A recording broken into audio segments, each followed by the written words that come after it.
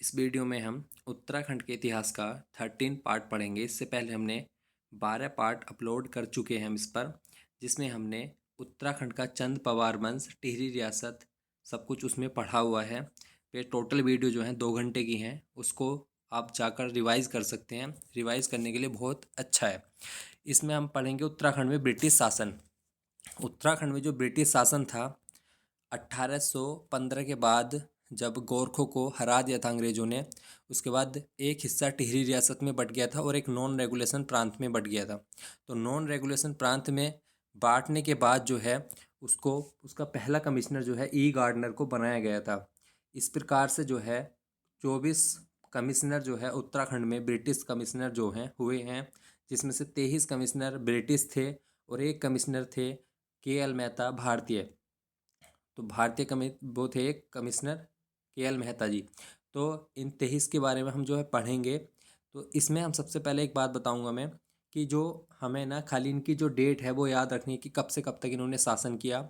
अगर हमें इनकी डेट याद है और घटना की डेट याद है तो हम उससे कंपेयर करके जो है हम आंसर कर सकते हैं। जैसे किस प्रकार, जैसे कोई घटना 1860 में हुई है, तो 1860 में हमें पता है कि 1856 से 1884 तक रैमजे है। तो इसको हम इस प्रकार हेनरी रैमजे लगा सकते हैं। इसलिए इस चैप्टर में मैंने कुछ ज़्यादा नहीं लिखा, क्योंकि इससे रिलेटेड जो इनके बन के क्वेश्चन थे वो मैंने बन वाले चैप्टर में लिखे हैं और अन्य चैप्टरों में उसको डिवाइडेड करके लिखा है। तो इसमें जितने भी हैं हम उसको देख लेते हैं। इसमें सारे इंपॉर्टेंट नहीं है जितने हैं। ई गार्डनर 1815 से 16, ट्रेल जो है 1816 से 35, जिसने पहला भूमि बंदोबस्त कराया था। कर्नल गोयान 1836 से 38, लूसिंगटन 1838 से 48, जे एन बैटन 1848 से 56, हेनरी रैमजे 1856 से 84। ये 6 इंपॉर्टेंट है। इनकी थोड़ा डेट में ऊपर नीचे हो सकता है, इसको देख लेना, क्योंकि अलग अलग बुकों में अलग अलग है। उसके बाद जो भारतीय राष्ट्रीय कांग्रेस की स्थापना एच जी रोज के समय हुई, इसको देख लेना थोड़ा, बाकी इतने इम्पोर्टेंट नहीं है। जे एम कैंपेबल 1906 से 1913 तक स्वदेशी आंदोलन हुआ था इसके समय। पर्सी बिडम जो है असहयोग आंदोलन हुआ इसके समय 1920 में।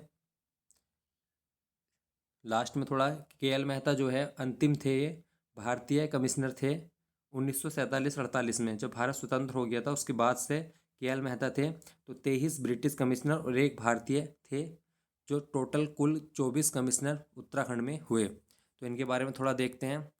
ई गार्डनर जो है गोरखों पर विजय प्राप्त कर टिहरी रियासत को छोड़कर नॉन रेगुलेशन प्रांत बना दिया और गार्डनर को वहाँ का कमिश्नर बनाया। इसका कार्यकाल मात्र 9 महीने था। उसके बाद ट्रेल के बारे में हमने, जो ट्रेल ने सरकारी बनों की नींव रखी थी, वो सारा टोटल बन वाले चैप्टर में हमने पढ़ रखा है। उसको चैनल पर जाकर जो उसकी वीडियो है उसको देख सकते हैं। हेनरी रैम जो है इसका 44 वर्ष शासन रहा, बहुत लंबा शासन था। यह स्कॉटलैंड का निवासी था। कुमाऊं का बेताज बादशाह इसको कहा जाता है। आपदा प्रबंधन का सर्वप्रथम प्रयास इसने किया था। हिल साइड सेफ्टी कमेटी का गठन, हिल साइड सेफ्टी कमेटी का गठन 1867 और 1880 में जो भूस्खलन हुए नैनीताल में, उसके बाद 1867 के बाद जो है हिल साइड सेफ्टी कमेटी का गठन किया गया। मतलब भूकंप, जो भूस्खलन है उसके कि उसको कैसे रोका जा सकता है, उसका प्रबंधन करने के लिए इसका गठन किया गया है। तो अगर हमें 1867 याद है और 1856 से 84 इसका कार्यकाल याद है, तो हम इसको आराम से कर सकते हैं कि किस ब्रिटिश कमिश्नर के शासनकाल में ये हुआ। तो इस प्रकार हमें इसमें कुछ ज़्यादा याद करने की ज़रूरत नहीं है, बस इनका कब से कब तक शासन रहा वो याद रखना और घटना की डेट याद रखनी है। घटना की जो डेट है उसकी मैंने पूरी एक इतिहास की एक वीडियो बनानी है पूरी, जिसमें सारी घटना, पूरी इतिहास उत्तराखंड के जितनी डेट वाइज होंगी बिल्कुल शुरू से आखिर तक। तो ये हमारे जो है उत्तराखंड के ब्रिटिश कमिश्नर, इनके बारे में याद करने की मैंने बहुत इंपॉर्टेंट ट्रिक बताई है। इनकी तुम्हें आपको शासन याद रखना है कब से कब तक और डेट की तिथि याद होनी चाहिए। उसके लिए हम उत्तराखंड इतिहास की एक अलग से वीडियो बनाएंगे। आगे देखते हैं। अब देखते हैं उत्तराखंड का जो स्वतंत्रता आंदोलन है वो अब प्रारंभ हो गया है। उसके बाद ये पूरा जो है आगे का चैप्टर बहुत इंपॉर्टेंट है, यहाँ से बहुत सारे क्वेश्चन आने की एग्जाम में उम्मीद है। तो सबसे पहले देखते हैं तराई भावर का इतिहास। तराई भावर जो है लंबाई 144 किलोमीटर और चौड़ाई 20 किलोमीटर की जो पट्टी है उधम सिंह नगर होते हुए बहुत लंबी पट्टी जाकर तराई भावर का कहलाती है। आईने अकबरी में तराई के 21 महलों का जिक्र किया गया है। 1818 में ट्रेल ने यहाँ पर अनाज की खेती की थी। 1850 में रैमजे ने यहाँ पे सिंचाई व्यवस्था की। 84 माल या नौलखिया माल इसलिए कहा जाता है क्योंकि इस क्षेत्र से 9 लाख रुपए की आय होती थी। अकबर ने तराई का एक भाग जो है रुद्रचंद्र को दिया था क्योंकि नागौर की लड़ाई में अकबर का साथ रुद्रचंद्र ने दिया था। 1906 में कुमाऊं भावर खेतिहार न्यास निधि का गठन किया गया। यह एग्जाम में आया हुआ क्वेश्चन है, वीडियो के एग्जाम में आया हुआ है। 1883 में तराई इम्प्रूवमेंट फंड जो है तराई के विकास के लिए गठित की गई। 1883 में, ये भी रैमजे के समय हुई थी। 1909 में तराई में चराई का नियम शुल्क निर्धारण किया गया। 1906 में पटवारी कानूनगो की नियुक्ति 1897 के अधिनियम के तहत हुई। वैसे जो पटवारी 6 पटवारी कुछ थे जिसकी नियुक्ति 1919 में ट्रेल ने की थी, इसको भी याद रखना। लेकिन जो वैसे तराई भाग में हुई पटवारियों की नियुक्ति और कानूनगो की, वो 1897 अधिनियम से 1906 में हुई। हुएन सांग ने काशीपुर को गोविसाड़ कहा और तराई जिले का जो गठन हुआ था वो 1842 में हुआ था। तो ये हमारे तराई जिले का इतिहास है, इसको बहुत इंपॉर्टेंट फैक्ट है इसके अंदर, इसको अच्छे से पढ़ना। अब कुली बेगार प्रथा के बारे में पढ़ते हैं। कुली बेगार प्रथा जो है 1815 से, जब से ब्रिटिश शासन उत्तराखंड में आया उसके बाद से 1921 तक 13-14 जनवरी 1921 को सरयू नदी में सारे कुली बेगार के रजिस्टर को बहा दिया गया था। वहाँ पर कुली बेगार का अंत हो गया। तो इतने समय तक ये रही। रक्तहीन क्रांति की संज्ञा जो है गांधी जी ने कुली बेगार प्रथा को दी। कुली बेगार प्रथा को जो है रक्तहीन क्रांति की संज्ञा कहा। कुली एजेंसी जो है 1908 में जोत सिंह नेगी ने गठित की थी। ब्रिटिश की बात करें तो खच्चर सेना जो है 1822 में ट्रेल ने खच्चर सेना का गठन किया। जेल के कैदियों को इसमें कुली बेगार में रैमजे ने लगाया 1857 में। 1921 में डिप्टी कमिश्नर ट्राइबल था जब ये समाप्त की गई। लॉर्ड कर्जन जो है जब अल्मोड़ा जा रहा था उस समय गौरीदत्त बिष्ट ने उनसे 1903 में चर्चा की थी। कुली बेगार की समाप्ति जो है 14 जनवरी 1921 को सरयू नदी में रजिस्टर सारे बहा दिए थे।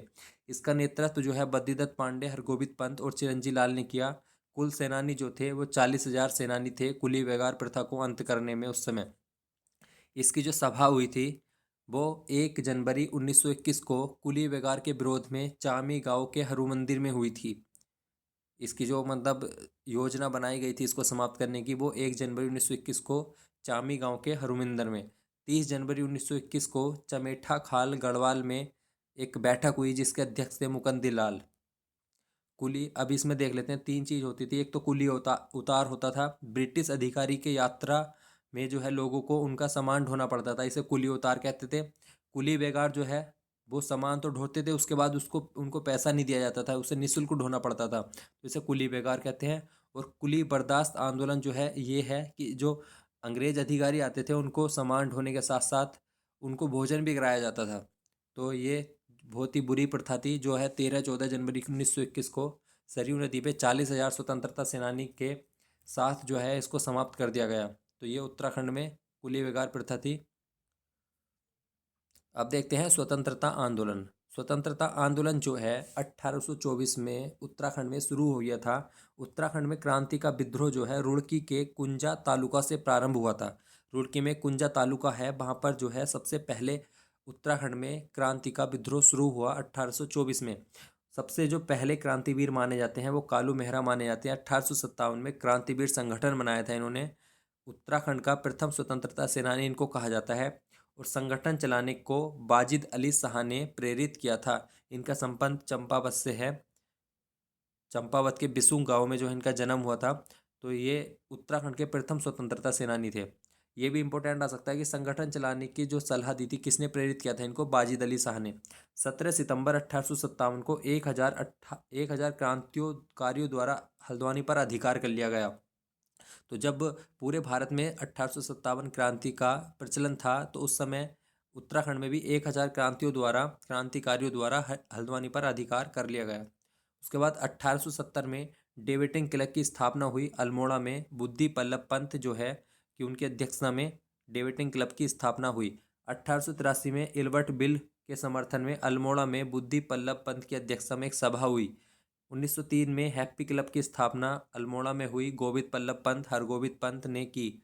राजनीतिक चेतना के विस्तार के लिए हैप्पी क्लब की स्थापना, ये इंपॉर्टेंट फैक्ट है सारे, इनको अच्छे से याद रखना। अब यहाँ से उत्तराखंड में हम स्वतंत्रता आंदोलन, उसके बाद पृथक राज्य आंदोलन, फिर उसके बाद जो राजधानी है गैरसैंण उसके लिए आंदोलन, उसको सारा हम पढ़ेंगे।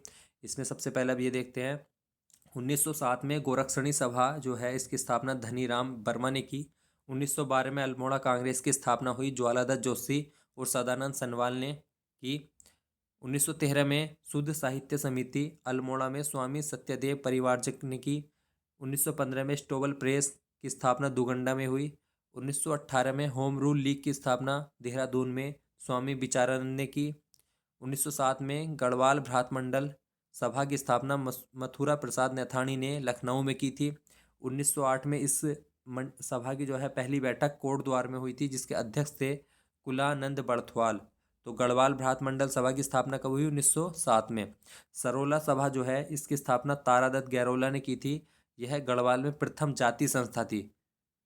आर्य समाज जो है देहरादून में राजनीतिक चेतना जागृत करने के लिए आर्य समाज को श्रेय जाता है। 1867 में दयानंद सरस्वती ने कुंभ मेले में पाखंड खंडनी पताका फहराई थी। मतलब जो झूठ मूठ के जो पाखंड थे उनको दूर करने के लिए जो है दयानंद सरस्वती ने पाखंड खंडनी पताका फहराई 1867 में। तो ये हमारे उत्तराखंड के स्वतंत्रता संग्राम चल रहा है। अब देखते हैं कांग्रेस का दूसरा अधिवेशन कलकत्ता में हुआ, जिसमें ज्वालादत्त सहित 2 लोगों ने भाग लिया था। कांग्रेस का दूसरा अधिवेशन कलकत्ता में जब हुआ था। गढ़वाल कांग्रेस कमेटी 1918 में गठित की गई। बैरिस्टर मुकुंदलाल और अनुसुईया प्रसाद बहुगुणा ने की। 1919 में अमृतसर कांग्रेस में भी इन्होंने भाग लिया था। इंपॉर्टेंट फैक्ट सारे। अब देखते हैं गांधी जी की उत्तराखंड यात्राएं। 5 अप्रैल 1915 को हरिद्वार कुंभ मेले में इन्होंने भाग लिया। गांधी जी 1915 में ही दक्षिण अफ्रीका से वापस लौटे थे। 1916 में देहरादून की यात्रा की इन्होंने। 1927 में पुनः हरिद्वार आए। 14 जून 1929 को कुमाऊं की पहली यात्रा की। 14 जून से 2 जुलाई, ये इंपॉर्टेंट है। इनमें इन्होंने जो है इस यात्रा में बहुत कुछ किया। कुमाऊं की पहली यात्रा थी वो। अक्टूबर 1929 में उसी साल जो है गढ़वाल की यात्रा भी की इन्होंने, 16 से 24 अक्टूबर। और मई 1931 में नैनीताल ये दोबारा आए थे। नेहरू और गांधी जी की कुमाऊं यात्रा में जो है क्या क्या हुआ? 14 जून से 2 जुलाई तक इनकी यात्रा थी। हल्द्वानी, भवाली, ताड़ीखेत, अल्मोड़ा, बागेश्वर और कौसानी में इन्होंने जो है भ्रमण किया। कौसानी में 12 दिन तक ये रुके थे। यहाँ पर इन्होंने अनासक्ति योग नाम से गीता की भूमिका लिखी। इंपॉर्टेंट है, आ सकता है एग्जाम में। अनासक्ति योग। कौसानी को जो है भारत का इन्होंने स्विट्जरलैंड कहा। कौसानी बागेश्वर में है। इन्होंने यहाँ पे यंग इंडिया लेख है इनका। यंग इंडिया लेख में इन्होंने कौसानी को भारत का स्विट्जरलैंड कहा। और अनासक्ति योग नाम से गीता की भूमिका लिखी है। दोनों फैक्ट इंपॉर्टेंट है। और कौसानी में कितने दिन प्रवास किया था? 12 दिन। यहाँ पर दुर्गा देवी ने जो है 113 रुपये की पाली इनको भेंट की थी। बागेश्वर में एक स्वराज भवन जो है मोहन जोशी के प्रयासों से उसका शिलान्यास किया। दांडी यात्रा जो है 12 मार्च 1930 से 6 अप्रैल 1930 को साबरमती से दांडी तक की इन्होंने यात्रा की। जहाँ पर 5 अप्रैल को वहाँ पर पहुँचकर इन्होंने 6 अप्रैल को जो है नमक कानून तोड़ा था। उसमें कुल 78 सत्याग्रह थे, जिसमें से 3 उत्तराखंड के थे। ज्योतिराम कांडपाल, भैरवदत्त जोशी, वीर खड़क बहादुर। तो ये इंपॉर्टेंट है, एग्जाम में आ सकता है और एक बार आया हुआ भी है। 6 अप्रैल 1930 को नमक कानून तोड़ा और सभी ने अवज्ञा आंदोलन शुरू किया। 26 जनवरी 1930 को टिहरी रियासत को छोड़कर पूरे प्रदेश में तिरंगा फहराया गया। कब फहराया गया? 26 जनवरी 1930 को। अब देखते हैं राजनीतिक केंद्र। राजनीतिक केंद्र जो है दुगंडा 1942 तक आंदोलनकारी का मुख्य स्थल रहा। पहला राजनीतिक सम्मेलन जो है 1930 में दुगंडा में ही हुआ था। ये भी इम्पोर्टेंट है। आंदोलन की जो रूपरेखा थी पंडित धनीराम मिश्र के राष्ट्रीय होटल में शुरू की जाती थी। दुगंडा में इनका होटल है पंडित धनीराम का। वहाँ पर जो है जो राजनीतिक केंद्र था 1942 तक ये दुगंडा राजनीतिक केंद्र रहा। वहाँ पे जो है आंदोलन की रूपरेखा रखी जाती थी। और पहला राजनीतिक सम्मेलन भी दुगंडा में हुआ था। अब बात करते हैं पेशावर कांड की। पेशावर कांड जो है 23 अप्रैल 1930 को हुआ। इसमें पेशावर में 2/18 गढ़वाल राइफल्स, मतलब दूसरी जो टुकड़ी थी हमारी गढ़वाल राइफल्स की, जिसका नेतृत्व वीर चंद सिंह गढ़वाली कर रहे थे, उन्होंने निहत्थे अफगान सैनिकों पर गोली चलाने से मना कर दिया। अफगान सैनिकों में खान अब्दुल गफ्फार खां जो है वहाँ पर प्रदर्शन कर रहे थे। उन पर वीर चंद सिंह गढ़वाली ने निहत्थे थे वो, उन पर जो है गोली चलाने से मना कर दिया। इसी को 23 अप्रैल 1930 को पेशावर कांड के नाम से जाना जाता है। और गढ़वाल सैनिकों को जो वीरचंद सिंह गढ़वाली नेतृत्व में उनको आदेश जो है अंग्रेज अधिकारी रिकेट ने दिया था गोली चलाने का।